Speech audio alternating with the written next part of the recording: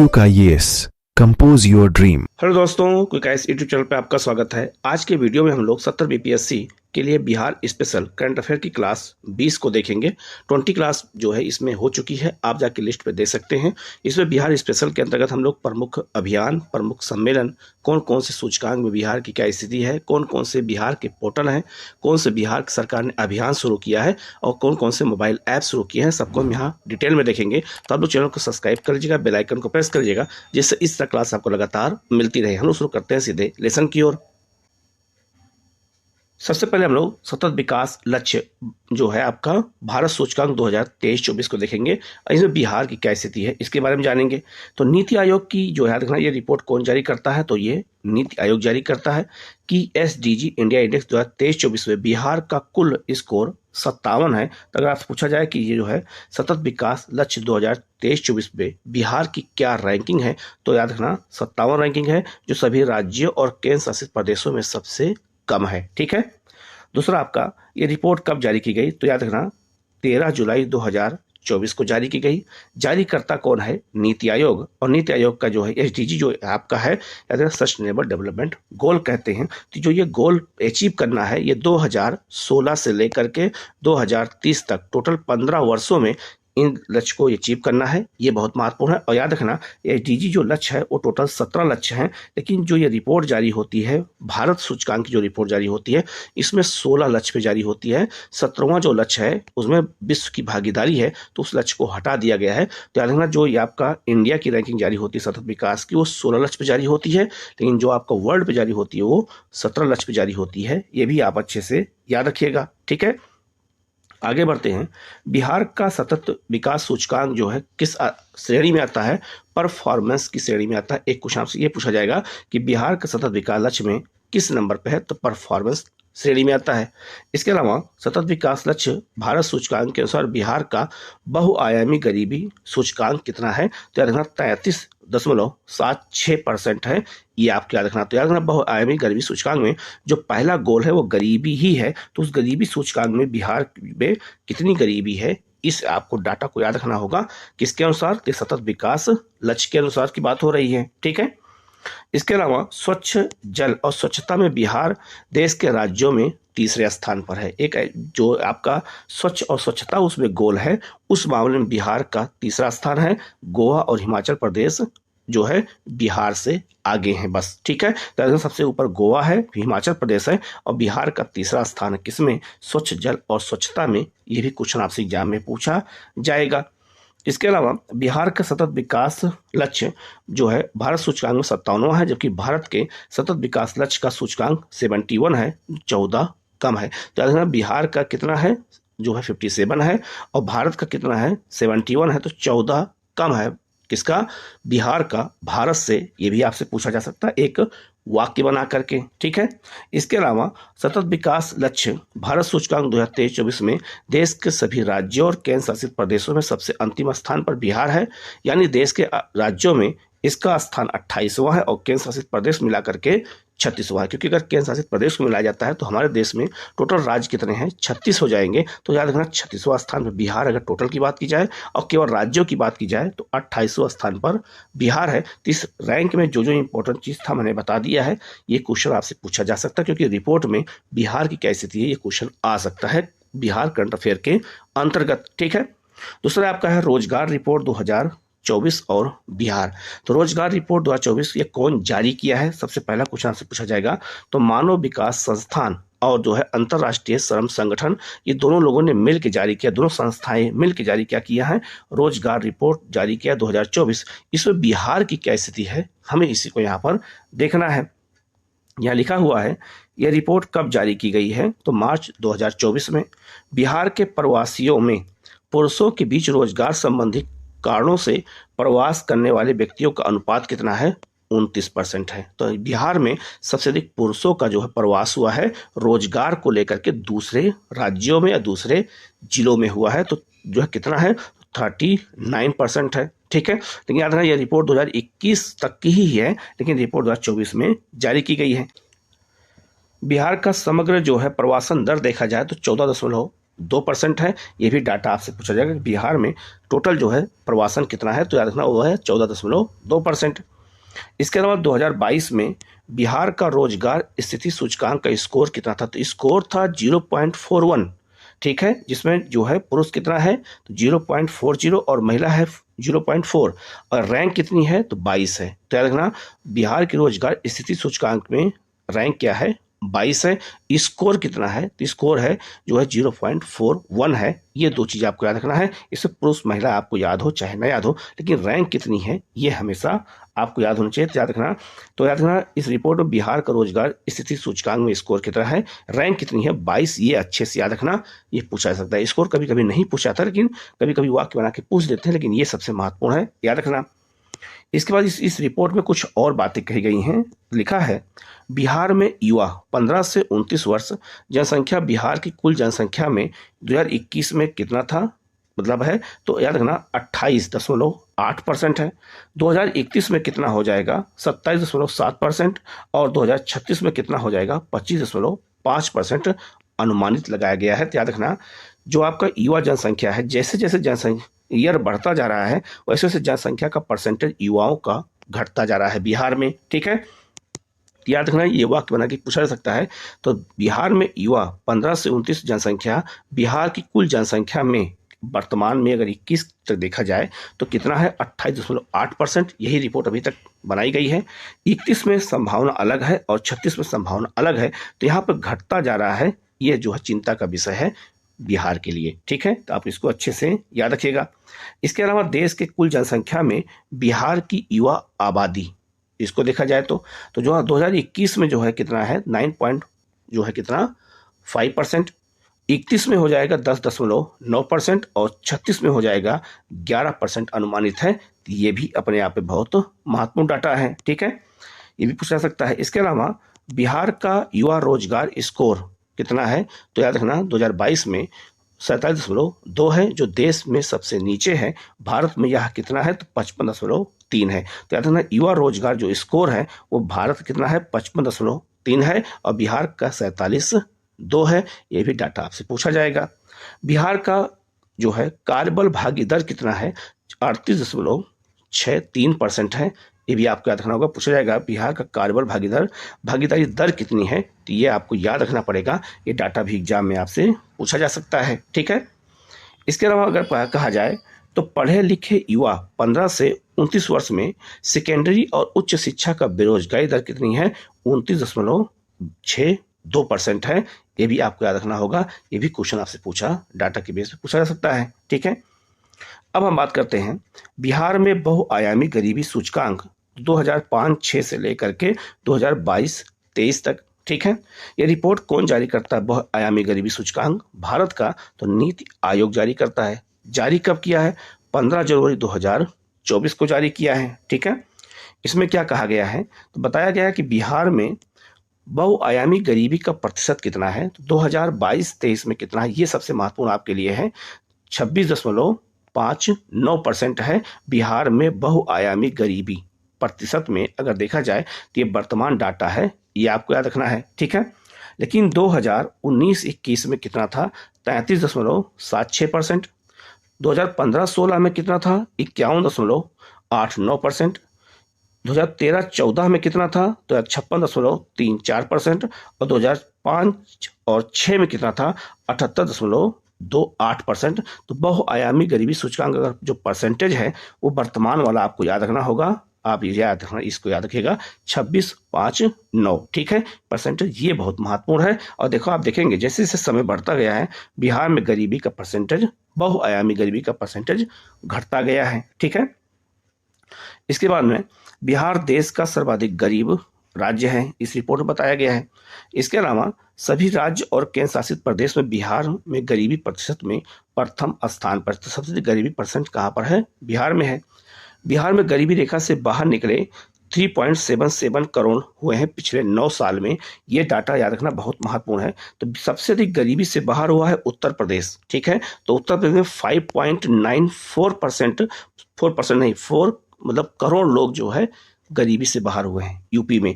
और दूसरा स्थान बिहार का है, याद रखना 9 वर्षों में 3 जो है आपका 77 करोड़ लोग जो है, ये परसेंटेज नहीं है, करोड़ की बात हो रही है, इतने लोग 9 वर्षों में गरीबी से बिहार में बाहर हुए हैं और इतने लोग पूरे यूपी में बाहर हुए हैं। तो ये भी क्वेश्चन आपसे पूछा जा सकता है कि कितने करोड़ लोग 9 वर्षों में गरीबी से बाहर हुए हैं। तो ये डाटा आप अच्छे से याद रखिएगा, ये कहीं लिख लीजिएगा जिससे आपको ये याद रहे। अब हम लोग बिहार में किस किस ईयर में गरीबी में कितनी कमी आई है, अगर परसेंटेज देखा जाए तो 2005-06 से लेकर 2019-21 के बीच में याद रखना 44.54% की कमी आई है इतने वर्षों में। और 2005-06 से लेकर 2022-23 के मध्य अगर देखा जाए तो 51.69% की कमी आई है। और 2019-21 से 2022-23 के मध्य में 7.17% गरीबी में कमी आई है। तो गरीबी में किस किस ईयर के बीच में कितनी गरीबी में कमी आई है, ये भी क्वेश्चन आपसे वाक्य बना करके पूछा जा सकता है।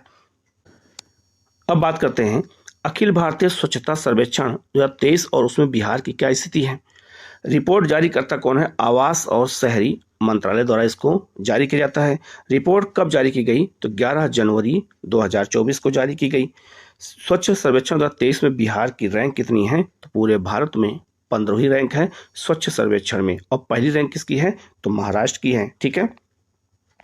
10 लाख से अधिक आबादी वाले देश के 46 शहरों में पटना का स्थान 25वां है और बिहार में पहला है। तो बिहार में पहला स्थान पटना का है और पूरे देश में पटना का स्थान 25वां है। कितना? 10 लाख से अधिक आबादी वाले शहरों में तो पटना का स्थान कितना है?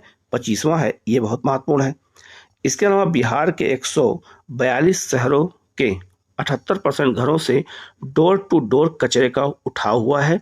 सुपौल एकमात्र ऐसा शहर है जहां 100% कचरे को उठाया गया है डोर टू डोर जाकर के। तो सुपौल सबसे स्वच्छ शहर है, याद रखना, ये भी बहुत महत्वपूर्ण है।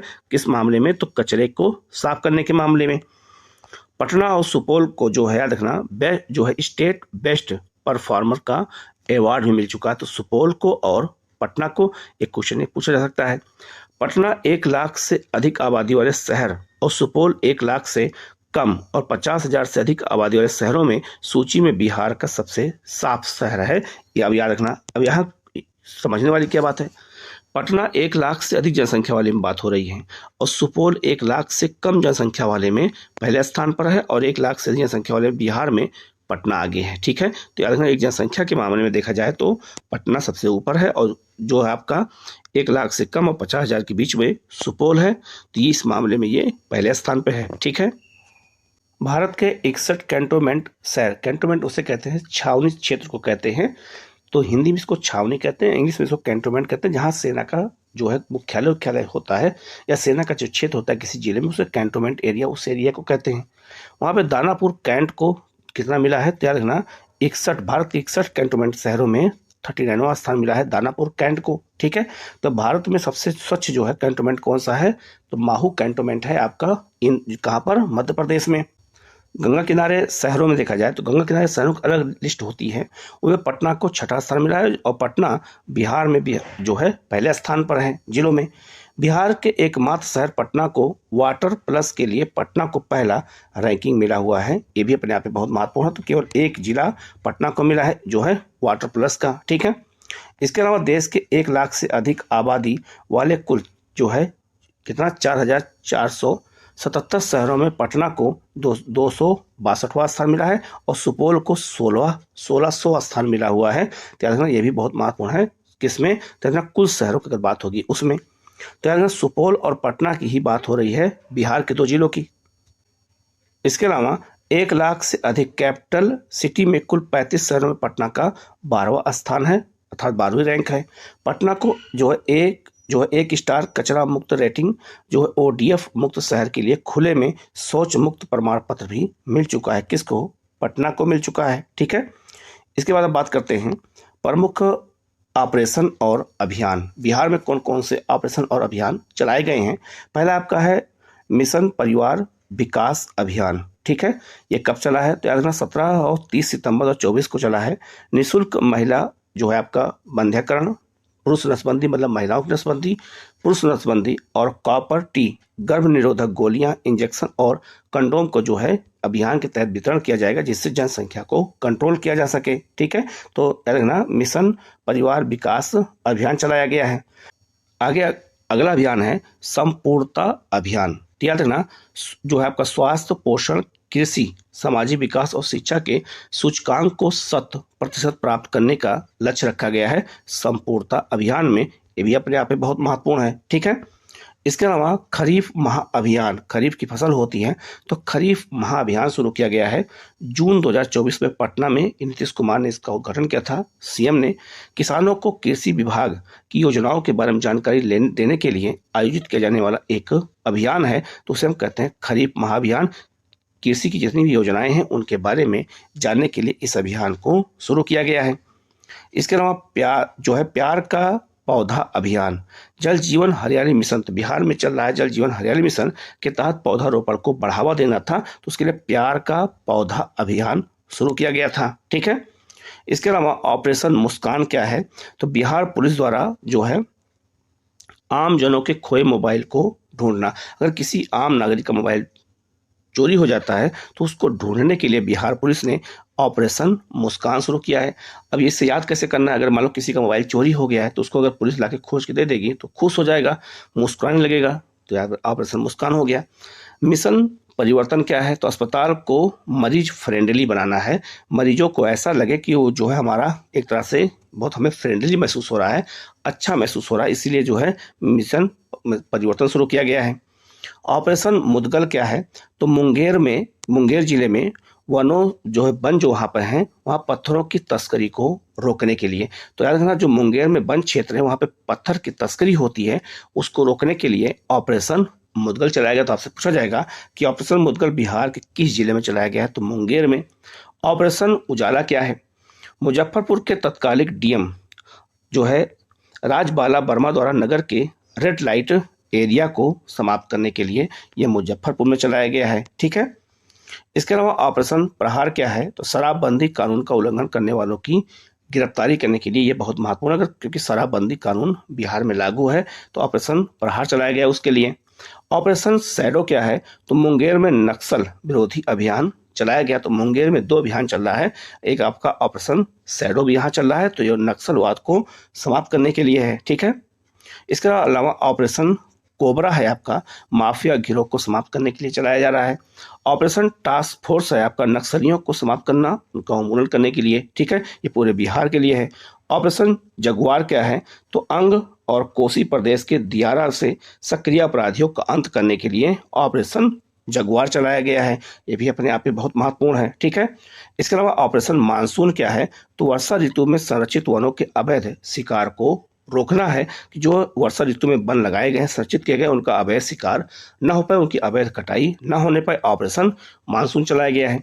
चकाचक अभियान कौन चलाया है, पटना नगर निगम द्वारा चलाया गया है। जितने भी जो है गीला और सूखा कचरा है उनको अलग अलग करने के लिए, लोगों को जागरूक करने के लिए पटना नगर निगम द्वारा चलाया गया है चकाचक अभियान चलाया गया है।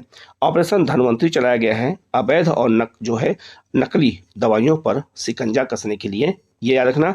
और याद रखना एक और चलाया गया ऑपरेशन, ये पूरे वहाँ पर केरल सरकार ने चलाया है ऑपरेशन अमृत, वो भी जो है नकली दवाइयों के और एंटीबायोटिक दवाइयों को रोकने के लिए चलाया गया है।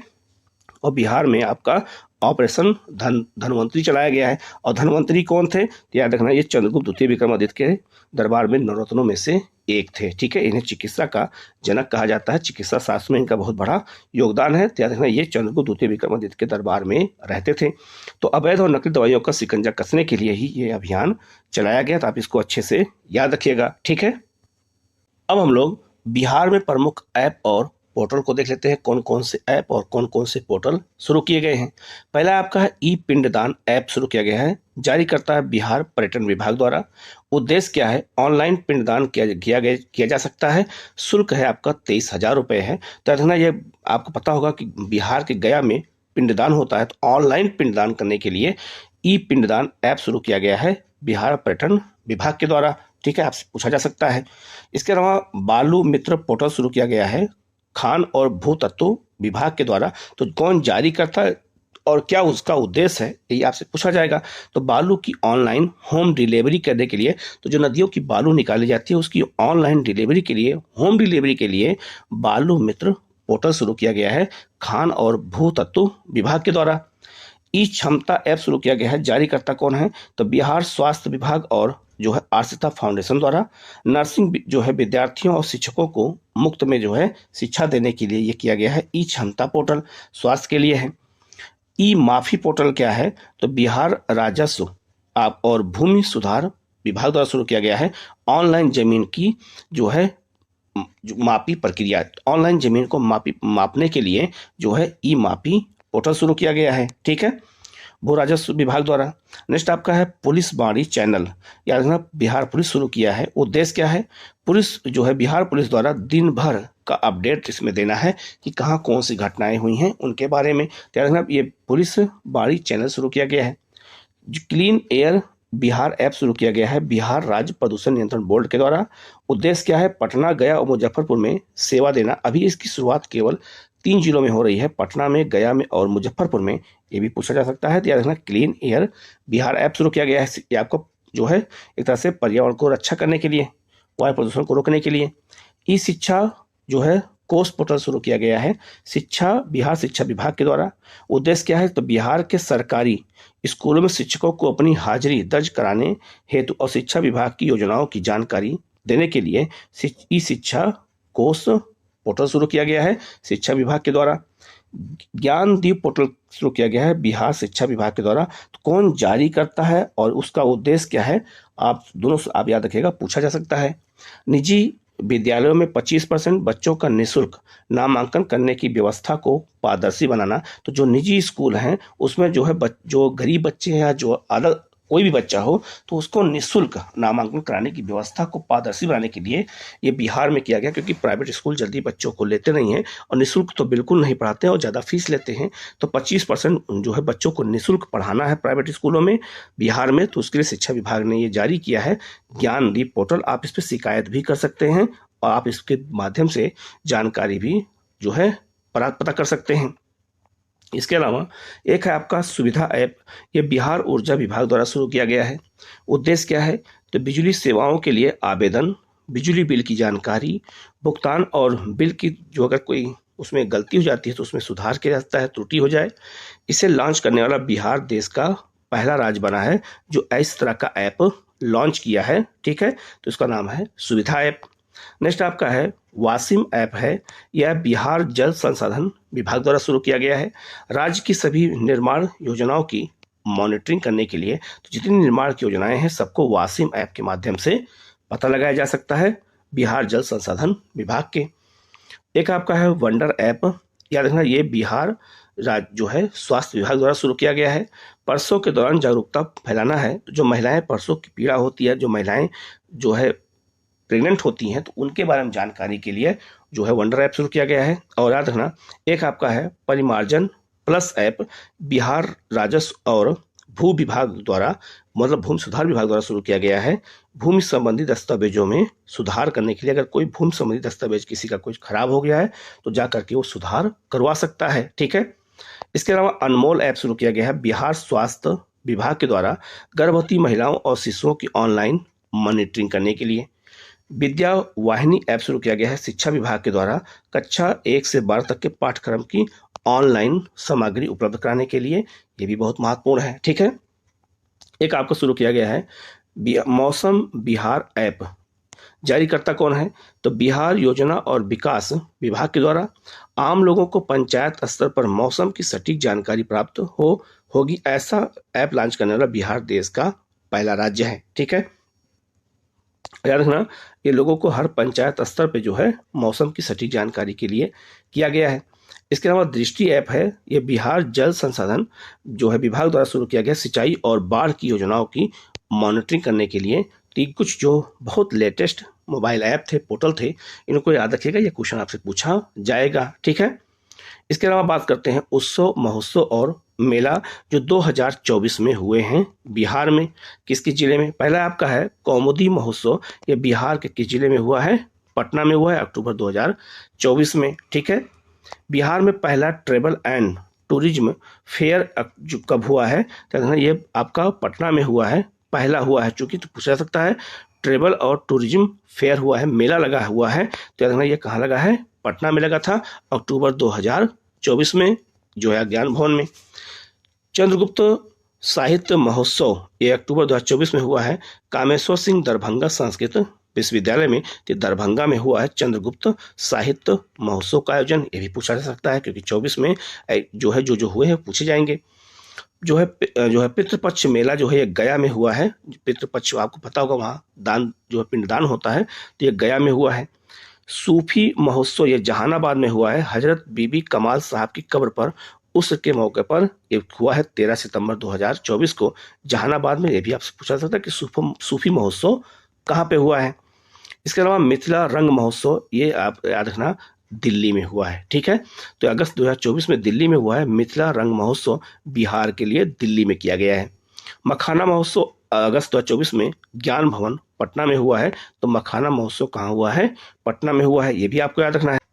इसके अलावा बिहार वन महोत्सव जुलाई 2024 में पर्यावरण वन और जलवायु परिवर्तन विभाग द्वारा किया गया है। अनावरण कौन के, नीतीश कुमार द्वारा किया गया है।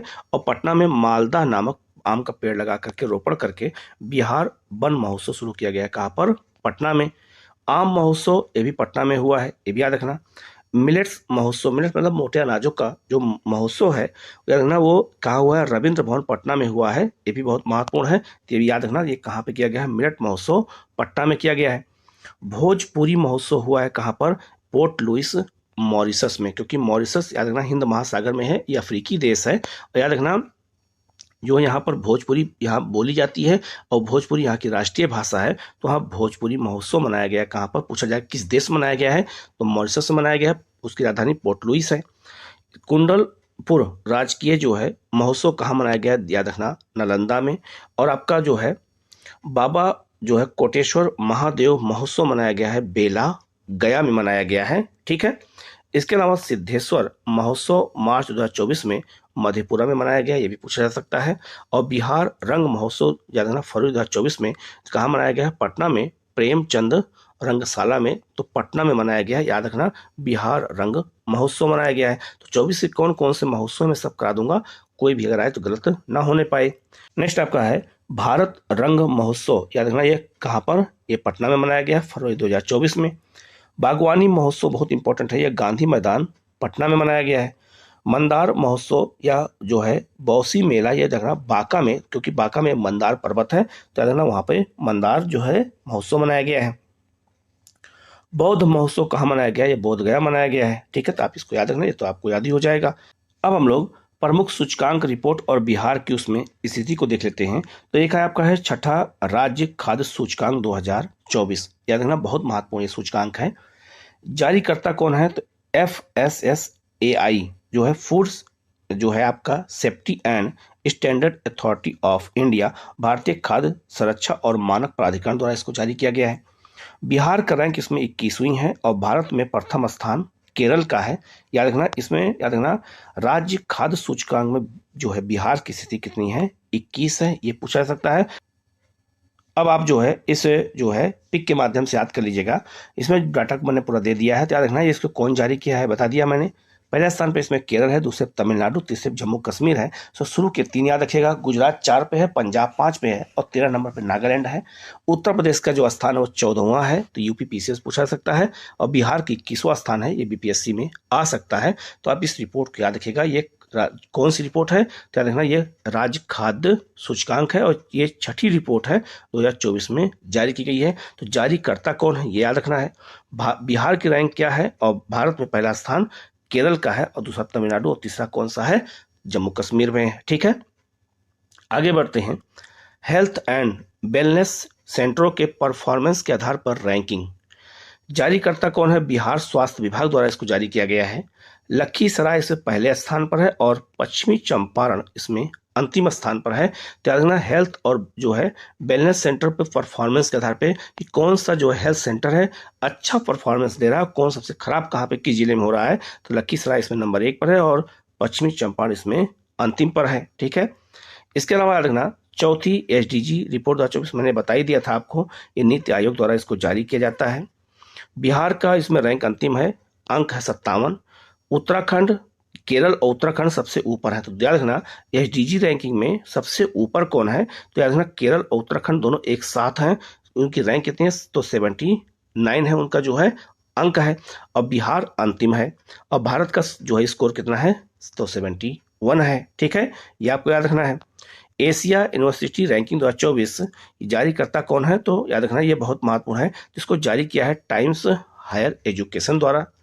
आईआईटी पटना को इसमें रैंक कितनी मिली है, 163वीं रैंक मिली है, ये आपको याद रखना है। और प्रथम स्थान पे सिंधुआ विश्वविद्यालय चीन में है इस रैंकिंग में, तो याद रखना। तो एशिया के सभी विश्वविद्यालय की यूनिवर्सिटी की रैंकिंग जारी होती है, उसमें आईआईटी पटना को 163वां स्थान मिला है, ये बहुत महत्वपूर्ण है। ठीक है, इसके अलावा जल जीवन सर्वेक्षण 2023 की बात करते हैं, तो पेयजल और स्वच्छता विभाग द्वारा इसको जारी किया गया है। बिहार का इसमें रैंक है जो है प्रथम समस्तीपुर का, द्वितीय स्थान शेखपुरा का, और तीसरा आपका सुपौल का है। और जो है भारत में भी प्रथम स्थान समस्तीपुर का है। तो जल जीवन सर्वेक्षण में समस्तीपुर पूरे भारत में पहला जिला घोषित हुआ है। ये 99% क्वेश्चन आ सकता है, और बिहार में तो अपने आप ही पहला जिला हो ही जाएगा। ठीक है, अब हम लोग आगे बढ़ते हैं, प्रमुख सम्मेलन देख लेते हैं कि कौन कौन सम्मेलन कहाँ कहाँ हुए हैं। एक आपका हुआ है मखाना पर राष्ट्रीय सेमिनार हुआ है, ये कहाँ पे हुआ, तो याद रखना ये पूर्णिया में किया गया है। मखाना पर राष्ट्रीय सेमिनार पूछा जाएगा कहाँ पे हुआ है, तो ये पूर्णिया में हुआ है। भोला पासवान शास्त्री कृषि महाविद्यालय में किया गया है 8 से 10 जून 2024 को। तो मखाना पर राष्ट्रीय सेमिनार बहुत महत्वपूर्ण है, ये पूर्णिया में हुआ है, आपसे पूछा जा सकता है। इसके अलावा जो है आपका धर्म संस्कृति संगम कार्यक्रम बोधगया में, याद रखना ये कहाँ पे हुआ है, जून 2024 में बोधगया अर्थात गया में हुआ है। जकार्ता जो है फ्यूचर्स फोरम, ये कहाँ पे हुआ है, तो याद रखना ये इंडोनेशिया में हुआ है। और बिहार का प्रतिनिधित्व किसने किया है, बंदरा ने किया है, तो ये बहुत महत्वपूर्ण है, इसको आप अच्छे से याद रखना। इसके अलावा दक्षिण एशियाई पुरातत्व समिति का 8वां अंतर्राष्ट्रीय सम्मेलन महासम्मेलन कहाँ हुआ है, तो बिहार संग्रहालय पटना में हुआ है। तो दक्षिण एशियाई पुरातत्व समिति का जो है 8वीं अंतर्राष्ट्रीय सम्मेलन हुआ है, ये बहुत महत्वपूर्ण है। ये पहली बार हो रहा है कहाँ पर, बिहार के पटना में, ते भी 99% क्वेश्चन आ सकता है। मिथिला स्वर्णिम समिट 2024 जो है ये कहाँ हुआ है, तो याद रखना झंझारपुर मधुबनी में हुआ है, ये भी बहुत महत्वपूर्ण है। तो मिथिला स्वर्णिम समिति जो है समिट कहाँ हुई है, तो याद रखना मधुबनी में, इसको अच्छे से याद रखना, ये भी क्वेश्चन आपसे पूछा जा सकता है। इसके अलावा 30वां राष्ट्रीय निर्वाचन आयुक्त मेला, तो राष्ट्रीय निर्वाचन आयुक्त मेला जो है ये कहाँ पे हुआ है, तो याद रखना महाबोधि जो है सांस्कृतिक केंद्र बोधगया में। अध्यक्षता किसने किया, तो बिहार के राज्यपाल राजेंद्र विश्वनाथ अलेंकर ने किया है। ठीक है, ये भी बहुत महत्वपूर्ण है। बौद्ध विद्वानों के अंतर्राष्ट्रीय संघ फोरम का पहला संस्करण कहाँ हुआ है, तो याद रखना यह गया में हुआ है, अर्थात बोध गया में हुआ है। इसका उद्घाटन दलाई लामा ने किया था। तो बौद्ध धर्म के लिए अंतर्राष्ट्रीय संघ का पहला संस्करण कहाँ हुआ है, बोध गया महाबोधि संस्कृत केंद्र के अंतर्गत, ये बहुत महत्वपूर्ण है, ये भी याद रखना, क्योंकि पहला हुआ है, आ सकता है। आगे बढ़ते हैं, बिहार पहला Bihari dairy and capital expo 2023 का जो है ये बैठक कहाँ हुई है, तो याद रखना ये बैठक हुई है आपका, याद रखिएगा पटना में हुई है। किसने इसका उद्घाटन किया था, तो नीतीश कुमार ने, ये पटना में हुई है, ये भी बहुत महत्वपूर्ण पूछा जा सकता है। ठीक है, अब हम लोग प्रमुख ब्रांड अम्बेसडर देख लेते हैं। बिहार के आनंद कुमार जो सुपर 30 के हैं, ये कोरियाई पर्यटन 2024 और फाइलेरिया ओमुरन ब्रांड अम्बेसडर बनाए गए हैं। ठीक है, तो कोरियाई पर्यटन का ब्रांड अम्बेसडर किसे बनाया गया है, आनंद कुमार को, जो सुपर 30 चलाते हैं, और फाइलेरिया ओमुरन का ब्रांड अम्बेसडर भी इन्हीं को बनाया गया है, बहुत महत्वपूर्ण है। दूसरा आपका है परंपरा ठाकुर, इन्हें लोकसभा चुनाव 2024 का ब्रांड अम्बेसडर बनाया गया था। शारदा सिन्हा, अभी इनकी डेथ भी हुई है, और पर्वतारोही संतोष यादव, ये बिहार में मतदाता को जागरूकता को लेकर चुनाव आयोग की स्टेट आइकॉन घोषित की गई थी, केवल बिहार के लिए। ठीक है, इसके अलावा हर्ष राजपूत बिहार बाल भवन किलकारी आईआईटी पटना के ब्रांड अम्बेसडर बनाए गए हैं। मैथिली ठाकुर बहुत फेमस है, बिहार पर्यटन विभाग की और बिहार खादी की, हस्तशिल्प की और हथकरघा की, तो 4 चीजों की जो है ब्रांड एम्बेसडर कौन है, मैथिली ठाकुर हैं, इनको याद रखिएगा। मोनिका दास, ये ट्रांसजेंडर हैं, ये बिहार स्टेट आइकॉन है, चुनाव आयोग द्वारा इनको बनाया गया है। ठीक है, और धीमा दास जो है ये पटना हाफ जो है मैराथन की ब्रांड एम्बेसडर हैं, ये भी आप याद रखना। तो इसमें भी क्वेश्चन आपसे पूछा जा सकता है। इसमें जो है ये आपका ये आनंद कुमार बहुत इंपॉर्टेंट है, क्योंकि ये कोरियाई पैटर्न के बनाए गए और दूसरा लोकसभा चुनाव के लिए परम्परा ठाकुर को बनाया गया। तो ये भी क्वेश्चन आ सकता है। ठीक है, अब आगे बढ़ते हैं। प्रमुख समझौता बिहार में कौन कौन से हुए हैं और किसके साथ वो समझौता किए गए हैं। तो बिहार सरकार और जो है सीडीबी ने समझौता किसमें किया और सीडीबी का मुख्यालय कहाँ पर है, लखनऊ में है।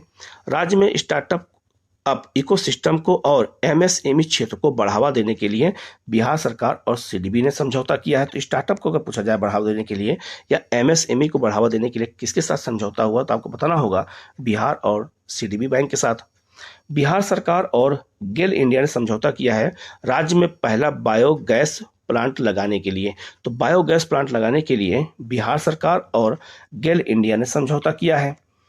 इसके अलावा जो है बिहार सरकार और छत्तीसगढ़ ने समझौता किया है बिजली खरीद के लिए। बिजली खरीदा जाएगा और दोनों लोग आपस में आधा आधा बांट लेंगे। तो बिहार और छत्तीसगढ़ ने आपस में मिलकर काम किया है। बिहार सरकार और नेपाल ने मिलकर के विद्युत ऊर्जा आदान प्रदान के लिए समझौता किया है। तो कुछ ऐसे जो है परियोजनाएं हैं जो नदियां नेपाल से बिहार की ओर गिरती हैं, जैसे कोसी हो गया या चाहे आपका मेची हो गया, चाहे आपका ये क्या कहते हैं गंडक हो गया, बूढ़ी गंडक हो गया। तो उस पर बहुत से जो डैम बनाए गए हैं बिजली उत्पादन के, तो उसका बिजली का आदान प्रदान नेपाल और बिहार में होगा। इसके अलावा आईआईटी पटना और फ्रांसीसी संस्थान ने मिलकर के शैक्षिक सहयोग के लिए समझौता किया है। इसके अलावा सतलज जल विद्युत निगम और आईआईटी पटना के बीच में सुरंग परियोजना के लिए उन्नत भूवैज्ञानिक मॉडल विकसित करने के लिए समझौता किया गया है। आईआईटी पटना और राजीव गांधी पेट्रोलियम और प्रौद्योगिकी संस्थान अमेठी। तो आपसे पूछा जाएगा कि राजीव गांधी पेट्रोलियम प्रौद्योगिकी संस्थान कहाँ है, अमेठी उत्तर प्रदेश में है। और आईआईटी पटना ने समझौता किया है शैक्षिक सहयोग और शोध के लिए। ठीक है, तो ये बहुत महत्वपूर्ण है। तो कितने जो है पोर्टल थे, कौन कौन सम्मेलन कहाँ पे हुआ है, कौन कौन से मोबाइल ऐप थे, कौन कौन से समझौते हुए हैं, कौन कौन से सूचकांक बिहार के हैं, मैंने इसमें बता दिया है। वीडियो को आप पूरा देखिएगा। कहीं कोई डाउट हो तो आप कमेंट करके पूछ लीजिएगा, उसके जवाब आपको दिया जाएगा। आप लोग चैनल को जो सब्सक्राइब कर लीजिएगा, जिससे इस तरह क्लास आपको लगातार मिलती रहे। वीडियो कैसा लगा आप कमेंट करके जरूर बताइएगा। Okay, thank you.